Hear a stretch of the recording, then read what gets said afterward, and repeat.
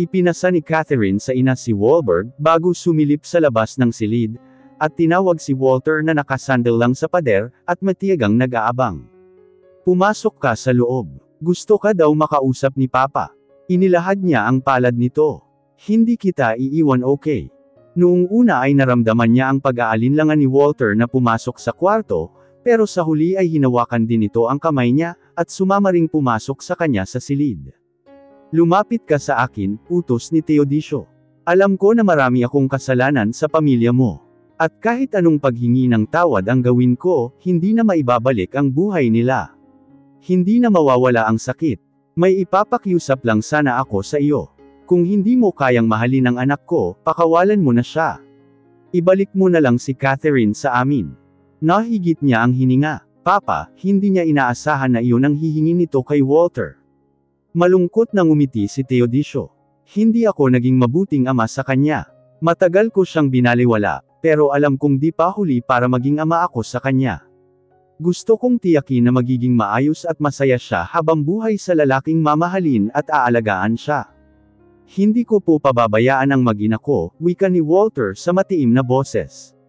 Nararamdaman niya na gusto siya nitong ipaglaban. I know, mabuti kang ama kay Wahlberg. Pero kaya mo bang mahalin si Catherine? Alam ko naman na bahagi lang ito ng paghihiganti mo. My daughter deserves more than that. Hindi niya kailangang magdusa habang buhay, dahil wala siyang kasalanan sa iyo. Kung may gusto kang parusahan, ako na lang ang parusahan mo. Gagawin ko ang kahit anong gusto mo.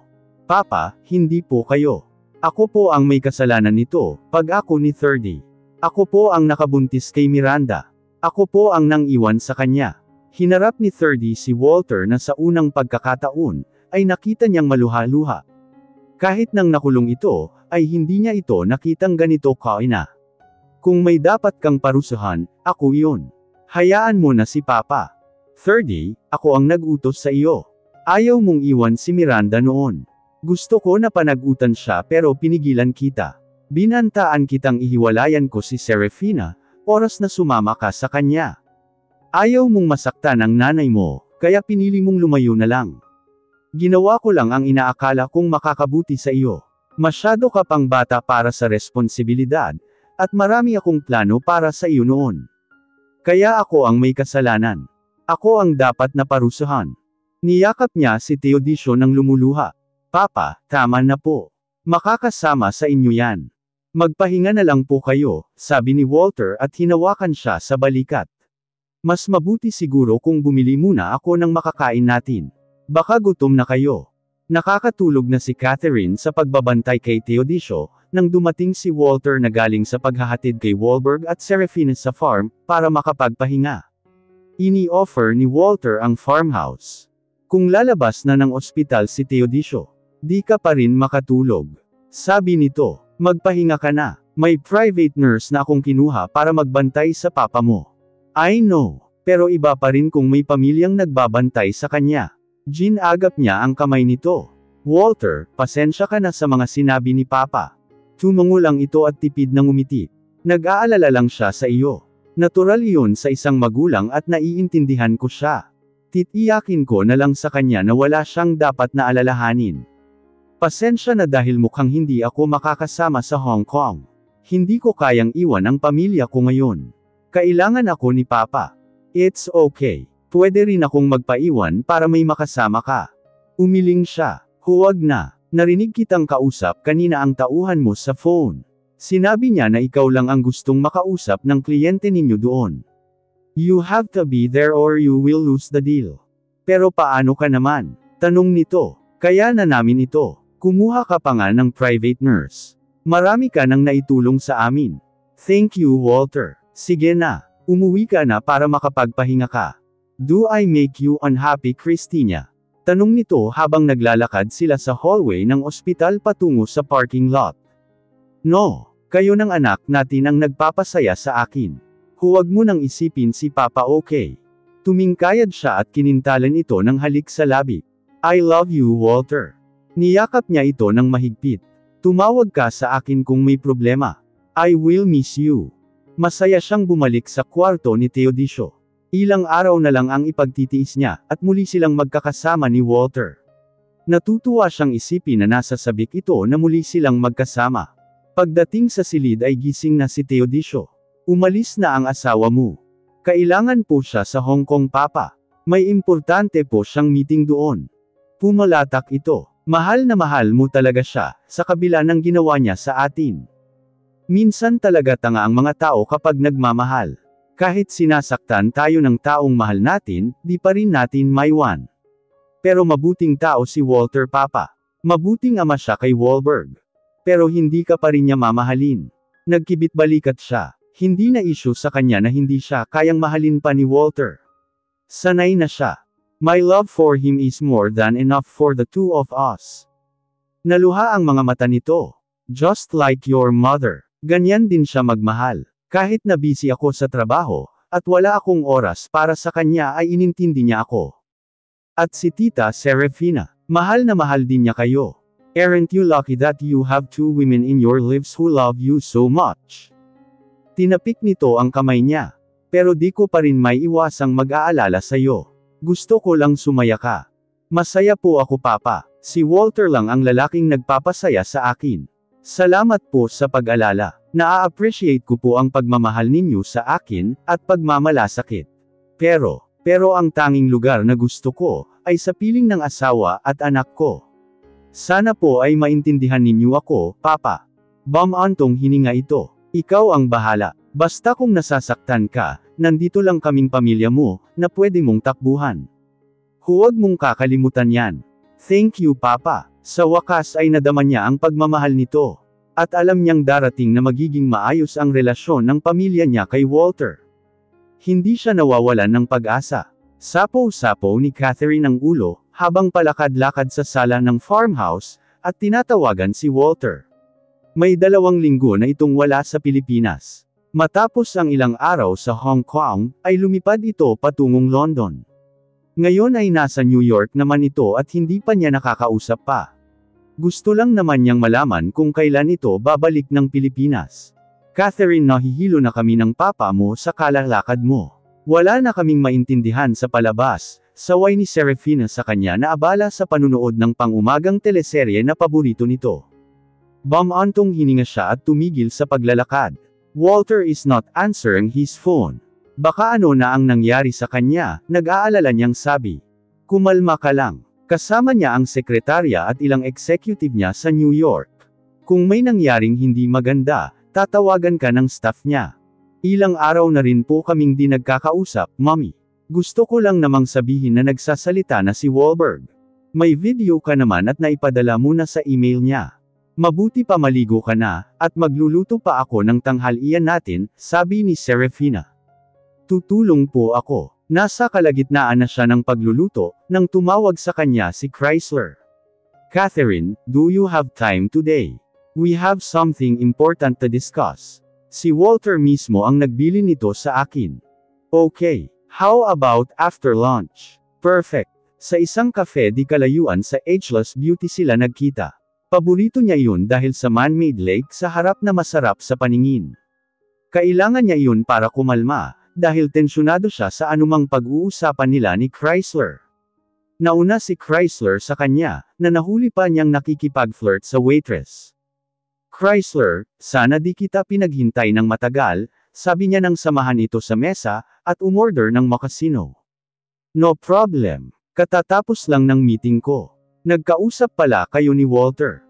Ilang araw ko na siyang tinatawagan, pero masyado yata siyang busy. Mabuti ka pa tinawagan niya. Di niya maiwasang magtampo, dahil sa kaibigan nito ay may oras ito pero sa kanya ay wala. Hindi na ako magpapaligoy-ligoy pa. He wants you to sign this. Nang makita niya ang salitang annulment, ay umikot na ang iba pang salita sa paningin niya. Parang nahihilo siya, at gustong magdilim ng paningin niya. Petition ito for annulment. Gusto ni Walter na maghiwalay kami. Kakakasal pa lang namin. 1 buwan pa lang kaming kasal. This insane. Bakit pa niya ako pinakasalan, kung hihiwalayan din naman niya ako? Animoy nagising siya sa isang bangungot. Akala niya ay masaya sila. Kahit di siya nito mahal, ay magtutulungan sila para mabigyan ng maayos na pamilya si Wahlberg. Walang ekspresyon ang mukha ni Chrysler, Habang unti-unti siyang nilalamon ng sakit, galit at lungkot. Hindi niya maintindihan kung ano ang nake ni Walter, para basta-basta magdesisyon ng ganito. He realized his mistake. Gusto niyang itama iyon. Paano niya nagagawa ito sa amin? Nangako siya na aalagaan namin si Wahlberg na magkasama. Na kaya nito ibibigay ang pangalan sa kanya, ay upang protektahan siya. Hindi niya kayo pababayaan ng anak mo. Mababasa mo dyan ang lahat ng makukuha mo, oras na may grant ang annulment ninyo. You'll get a handsome monthly allowance, joint custody sa anak ninyong si Wahlberg, makakapili ka rin sa properties niya kung saan mo gustong tumira. He'll even give you 45% shares of Ageless Beauty. Pati ang farm sa Bulacan ay ililipat niya sa pangalan mo, para tirhan ng pamilya mo. Kung tutuusin ay napaka-generous ng offer nito, lalo na't may pinirmahan siyang prenuptial agreement. Hindi siya kabahagi sa mga pinaghirapan nito. Subalit hindi siya naaakit sa alok nito. Isang malaking sampal iyon sa kanya, dahil parang atat na atat itong hiwalayan siya. Binitiwan niya ang papel at ibinaba sa mesa. Hindi ko pipirmahan yan, matigas niyang wika at iniwas ang tingin sa papel. She hated what it signified. Hindi niya matatanggap ito. Of course you want to consult your own lawyer. Kung may gusto ka pang idagdag o hihingin, Walter is open for negotiation. Hinuyam niya ang palad. Kung kaharap lang niya si Walter ay masasapak niya ito. Ang tanging pinirmahan ko ay ang marriage contract namin. Ang gusto ko tuparin niya ang lahat ng pangako niya. I want a whole family for my son.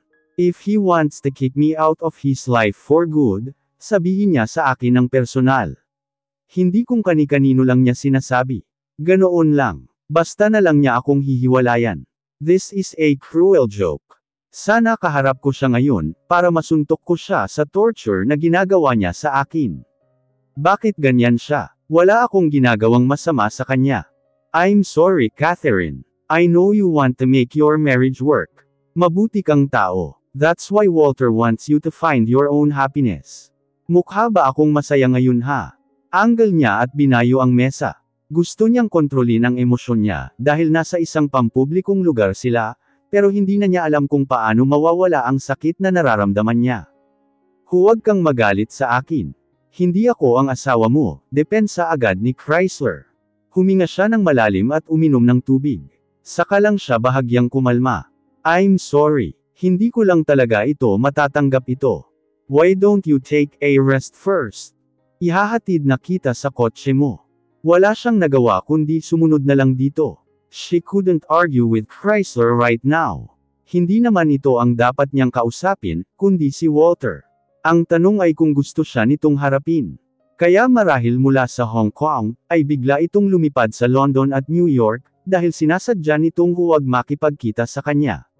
Sumikdo ang dibdib niya, nang makita ang isang pamilyar na sasakyan, that is Walter Lamborghini. It's mine now. Gulat niyang nilingon si Chrysler. Ibinente niya sa'yo. Mahal na mahal ni Walter ang kotse na iyon.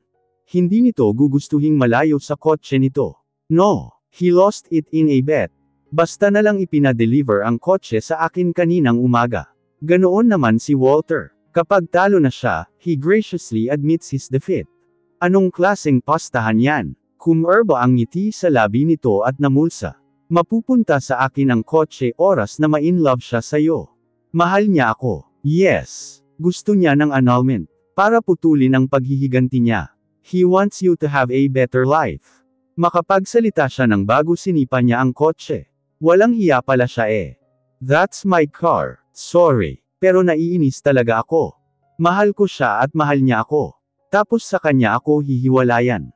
Isinuklay ni Chrysler ang daliri sa sariling buhok.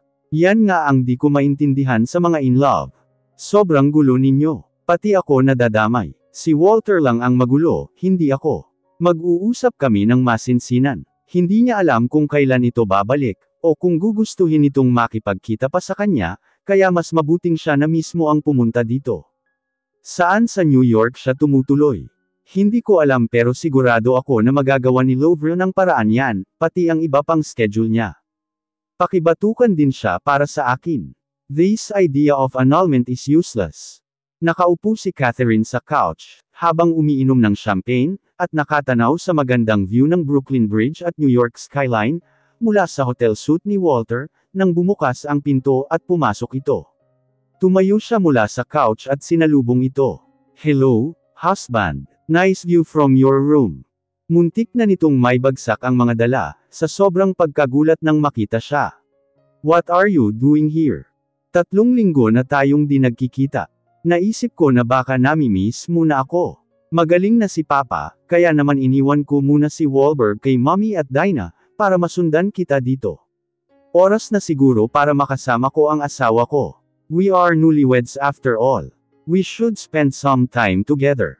Marahan nitong ibinaba ang mga gamit sa couch. "Catherine, nakausap mo na ba si Chrysler?" Maingat nitong tanong.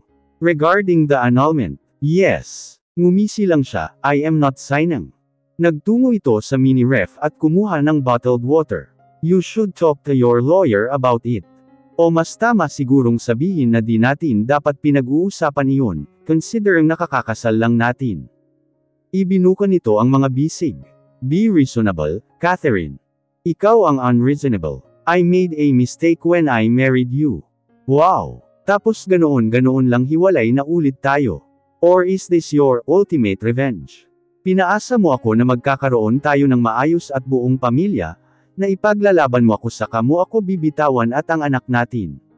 Wow! Sana pala hindi mo na lang ako pinakasalan. I'm fine being your dirty little secret after all. At least I know where I stand. Hinawakan nito ang balikat niya, at bahagya siyang inalog. "Don't ever say that. I'm trying my best to be unselfish. Gusto kong isipin ang kaligayahan mo. Tama ang papa mo. Kung di ko kayang ibigay ang kailangan mo, palayain na lang kita. You deserve better. Dapat makasama mo ang isang lalaki na mamahalin ka habang buhay. Hindi isang lalaki na tulad ko, na puno ng paghihiganti at galit sa puso.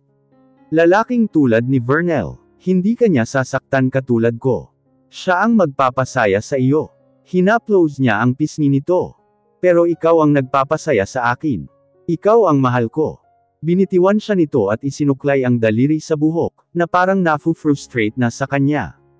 "Makakalimutan mo rin ako. Hindi ko maibibigay ang pagmamahal na nararapat para sa iyo. Pero mahal mo ako." Marahas ang anyo nito nang lingunin niya. "And where did you get the idea?" Her smile was not confident.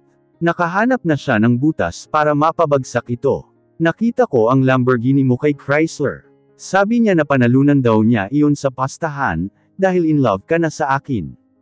"Fine. I love you. That's why I am doing this. Kaya gusto ko nang putulin ang lahat ng may koneksyon sa paghihiganti ko. I am tainted, Catherine. Hindi ko makakayang makasama ka, nang alam ko na baka masaktan kita. Kahit na gusto kitang makasama, mas mabuting palayain na lang kita. Naiintindihan mo ba? Kahit palayain mo pa ako, ikaw pa rin ang pipiliin at mamahalin ko. I'll stick with you. Di na ako papayag na mag-isa ka, Walter. Kami na ng anak natin ang pamilya mo. Noon ngang hindi mo pa ako mahal, nanatili ako sa tabi mo at ipinaglaban kita. Lalo ngayong alam kong mahal mo rin ako. Whether you like it or not, I'm staying." She would stand her ground this time. Wala siyang pakialam kahit napagbantaan siya nitong ihulog sa Empire State Building, oras na di niya ito hiwalayan. "Pero sinaktan kita. Idinamay kita sa kasalanan ng pamilya mo.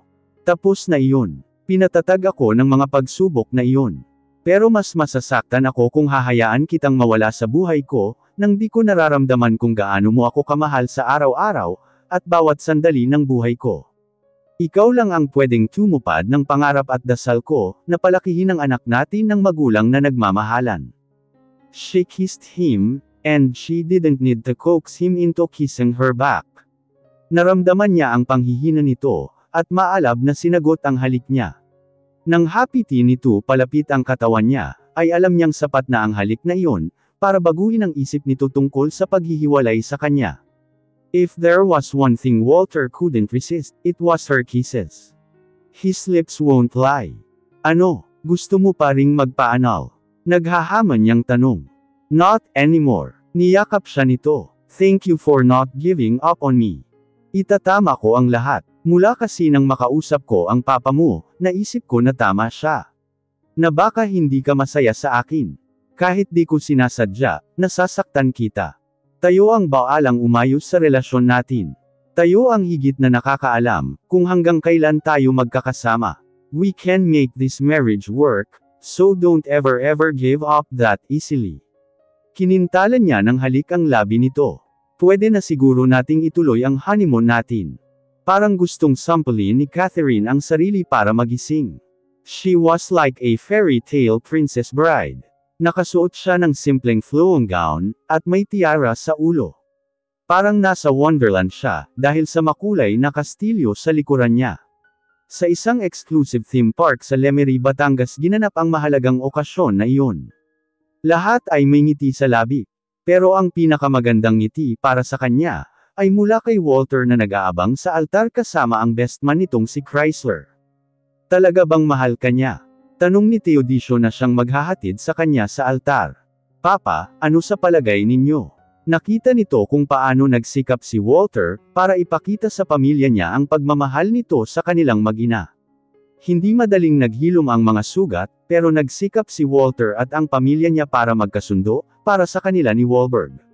Minsan nga lang ay di pa rin may iwasang mag-clash sina Teodisio at Walter, dahil parehong dominante ang mga ito. He is a fine man. You are blessed. Mabuti ang puso niya, at tutuparin niya ang pangarap mo. Pinanatili niya kay Walter ang pamamahala ng ageless beauty. Sa farm na nakatira ang mga ito, pero nag-insist si 30 na babayaran nito si Walter. Ito na ang manager ng farm.